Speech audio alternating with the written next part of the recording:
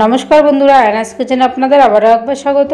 आशा करी आपनारा सबाई खूब भालो आछेन। प्रतिबारेर मतो आबारो फिरे एसेछि नतुन रेसिपि निये। आर आजके निये चले एसेछि एकटा नतुन रेसिपि, मूलोर बड़ा। मूलो जारा अपछन्द करेन तारा एइभाবে बड़ा तैरी करबेन, एकदम कोनो रकम किन्तु गन्धও लागबे ना, खेते होबे किन्तु दारुण। এই রেসিপিটা যদি ভালো লেগে থাকে লাইক শেয়ার করতে ভুলবেন না এবং কমেন্ট বক্সে জানাবেন কেমন হয়েছে। আর নিত্য নতুন রেসিপি দেখার জন্য চ্যানেলটিকে সাবস্ক্রাইব করে দেওয়ার জন্য অনুরোধ রইল। তো ভিডিওটি কিন্তু স্কিপ না করে শুরু থেকে শেষ অবধি দেখতে থাকুন। এই দেখুন মূলো আমি খোসাগুলো ছাড়িয়ে নিয়েছি এবং ধুয়ে নিয়েছি ভালো করে। এইবার একটা কুড়ুনির সাহায্যে মূলোটাকে এইভাবে ঘষে নেব।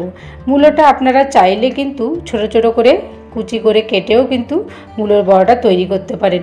তবে এইভাবে কুড়ুনির সাহায্যে ঘষে করলে মূলোটা তাড়াতাড়ি ভালো ভাজাও হবে এবং কোনো রকম কিন্তু কাঁচাও থাকবে না। এই দেখুন হয়ে গেছে একদম। এবার মূলো ভালো করে ভাপিয়ে নিতে হবে।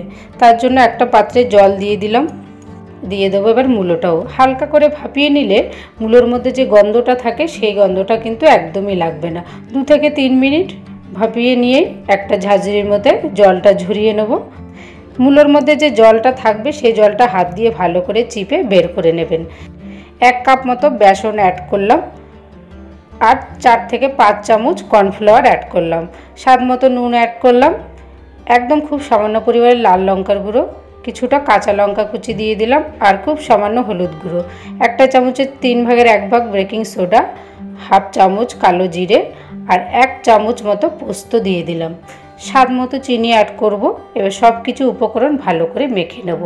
আগে একটুখানি মেখে নিয়ে তারপরে সামান্য একটু জল অ্যাড করব। খুব বেশি কিন্তু জল দেবে না, তাহলে পাতলা হয়ে যাবে। আপনারা চাইলে এখানে কিন্তু একটু চালের গুঁড়ো ব্যবহার করতে পারেন। কর্নফ্লাওয়ারের পরিবর্তে চালের গুঁড়ো দেওয়ার জন্যও কিন্তু বেশ মুচমুচে খেতে হয়। ভালো করে মেখে নেব, একদম কিন্তু পাতলা করে মাখবেন না। এই দেখুন ঠিক এই রকম হলেই কিন্তু বড়াটা তৈরি করে নেব। কড়া গরম হলে দিয়ে দেবো সর্ষের তেল। আপনারা চাইলে এখানে রিফাইন তেল দিয়েও কিন্তু ভাজতে পারেন।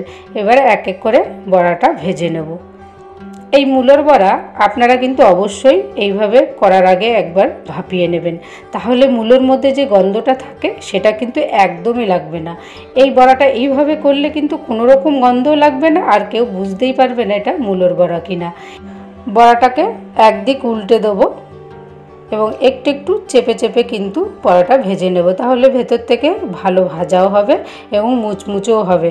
একদম লাল লাল করে ভেজে নিতে হবে। বড়াটা কিন্তু অলরেডি ভাজা হয়ে গেছে। এবার আমি একটা পাত্রে তুলে নেব। এইভাবে মূলোর বড়াটা আপনারা বাড়িতে তৈরি করবেন। গরম ভাতে কিন্তু অসাধারণ লাগবে খেতে। যারা মূলো অপছন্দ করেন তারা কিন্তু একবার হলেও এই রেসিপিটা ট্রাই করবেন। আশা করি ভালো লাগবে। আর যদি ভালো লেগে থাকে লাইক শেয়ার করতে ভুলবেন না এবং কমেন্ট বক্সে জানাবেন কেমন হয়েছে। আর নিত্য নতুন রেসিপি দেখার জন্য চ্যানেলটিকে সাবস্ক্রাইব করে দেওয়ার জন্য অনুরোধ রইল। সুস্থ থাকবেন, ভালো থাকবেন। আবারও দেখা হবে নেক্সট রেসিপি নিয়ে। প্লিজ আপনারা অবশ্যই পাশে থাকবেন। ধন্যবাদ।